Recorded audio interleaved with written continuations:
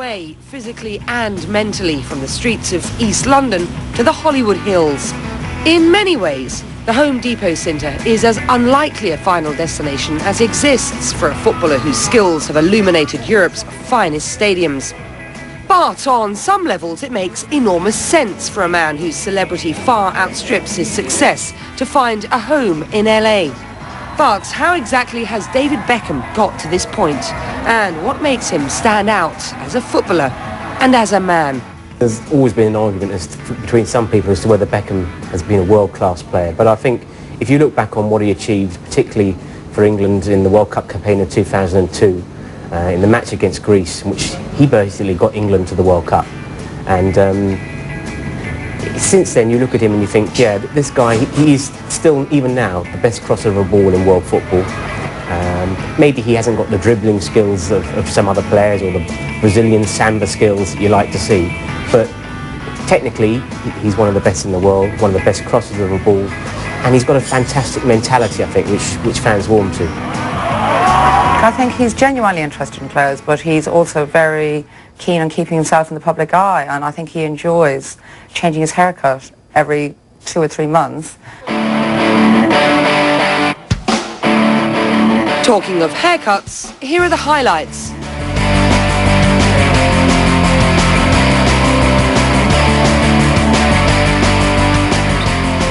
Back to the football. He began his career at Manchester United, the club he'd supported as a child. His performances and commitment to the team won him many admirers, while his appearances for his country, despite the occasional high-profile blemish, helped enhance an already glowing reputation. Nobody's won anything at all with England since 1966, so you can't blame David Beckham for the fact that nothing's been won since he was playing in the side. And I just think his personality and the fact that he never stops playing and he never allows any of the criticism to affect him, that wins a lot of people over. But it was, of course, his marriage to Spice Girl Victoria Beckham at a castle in Ireland that elevated him to superstar status. The security around the wedding, the couple had signed an exclusive deal with a magazine, was an indication that the Beckham brand was going to be a global force to be reckoned with. When he married Posh, that was the defining moment, and very shortly afterwards they became the Beckham brand. And they very cleverly used their marriage and become this global, iconic couple. And I think she's been very enthusiastic about their status, and I think he certainly hasn't resisted it. Married life has so far produced 3 sons and 1 or 2 hiccups, but of late the couple seem more united than ever. As his profile grew, deals flooded in and appearances in some countries produced near hysteria. And the movie Bend It Like Beckham, a surprise box office hit on both sides of the Atlantic, helped cement his superstar status. His love affair with Manchester United waned as his status grew, and some fans turned against him, but former players defended him. After months of speculation, joining Real Madrid is a dream come true. Gracias. A la Madrid. At Madrid, he joined the Galacticos, literally a galaxy of stars. His presence at the club helped make Real Madrid the world's wealthiest club, according to the consultants Deloitte.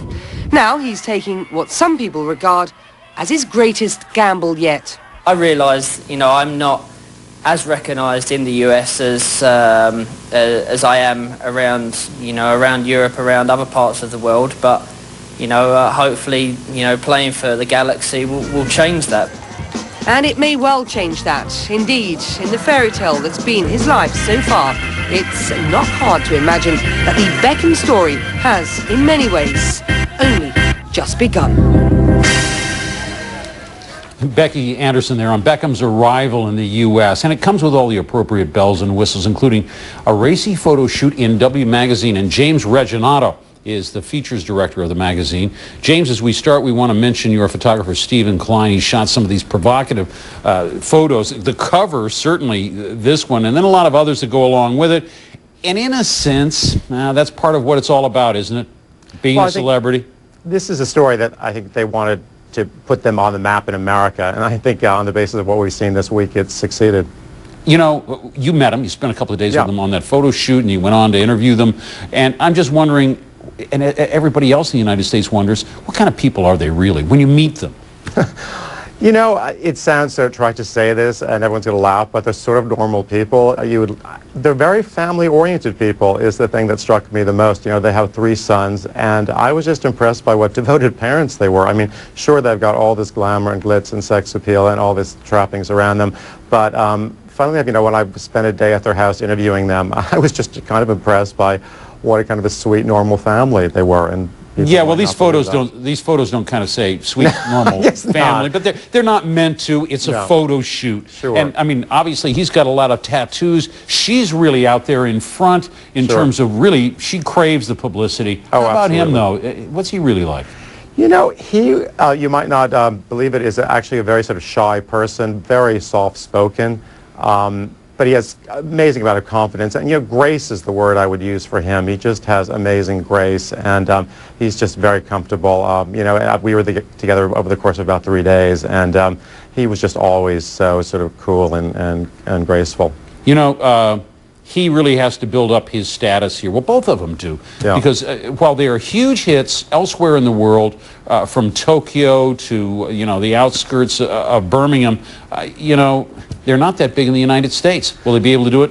Well, yeah, that's a good point. I mean, Americans might not realize just how damn famous they are. Can I say that? Just how famous they are in the rest of the world. In England, you know, they can't step out the door without being besieged by photographers. Every time he gets a new haircut, it's front page news. You know, it is going to be interesting to see how it, you know, this week we've seen an explosion of interest in them. You know, whether that's sustained here is going to be a good question, but certainly on the basis of what we've seen, they're off to a very good start. Well, there are no shortage of Hollywood stars that want to, you know, sidle up alongside them. Tom Cruise going to suck him into Scientology. Any discussion of that? Well, everyone was very curious about that, certainly. And, you know, it was interesting. In the course of the interview, David actually brought up this subject himself just to set the record straight, as he felt it, that there's no way that, you know, that's going to happen. He said, you know, they're great friends and they've really bonded, but it's something Tom has never even discussed with them. So he said, no, they're not going to be the next converts to Scientology. Okay, let's take a look at the press conference just quickly. Some live pictures. They're getting ready for this.